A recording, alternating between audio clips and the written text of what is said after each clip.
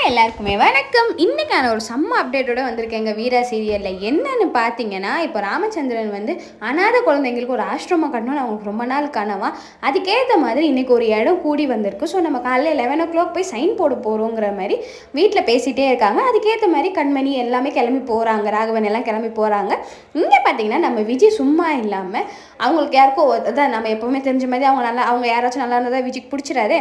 So அவங்க கெட்டவங்களுக்கு phone பண்ணி இந்த மாதிரி நீ அவங்கள வண்டியில் போகிறப்போ காலி பண்ணிடுன்ற மாதிரி சொல்கிறாங்க. ஆக்சுவலி இப்போ தான் ட்ராக்கிங் சிப் வந்து விஜய் ஃபோனில் இருக்கிறதுனால நம்ம வீரா கண்டுபிடிச்சிடுறாங்க ஏதோ வாய்ஸ் நோட் வருதுன்னு. அதே மாதிரி கேட்ட உடனே அவங்களுக்கு ஆக்சுவலி ஒன்றுமே புரியல, வீராக்கும் மேரனுக்கும் ஒன்றுமே புரியல யாரை போட்டு தர சொல்கிறாங்கன்னு.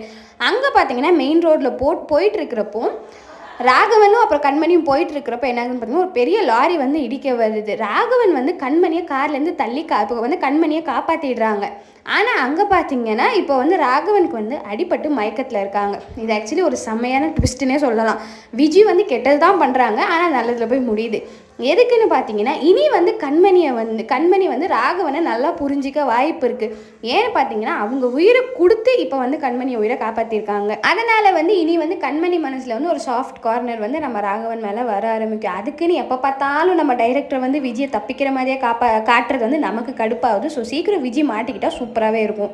என்னதான் வந்து இப்போ வீரன் மாராக்கிட்ட வந்து எல்லா ப்ரூஃபும் இருந்தாலுமே அவங்க வந்து வெயிட் பண்ணிட்டு இருக்கிறது விஜய் ஏன் உள்ளே வந்தாங்க. இப்போ உயிரை எடுக்கிற அளவுக்கு விஜய் போயிருக்கிறதுனால கண்டிப்பாக வீராவும் மாறனும் சும்மா இருக்க மாட்டாங்க. கண்டிப்பாக விஜய் ஏதாச்சும் ஒரு பிரச்சனை பண்ணி இதை உண்மையெல்லாம் தெரிஞ்சுட்டு வெளியே அனுப்ப நிறையவே வாய்ப்பு இருக்குது. பட் அது எப்படி என்ன நம்ம வெயிட் பண்ணி தான் பார்க்கணும். நீங்கள் நம்ம சேனல் ஃபர்ஸ்ட் டைம் பார்க்குறீங்க, மறக்காமல் சப்ஸ்கிரைப் பண்ணி அப்படியே ஒரு லைக் போட்டுருங்க. பாய்.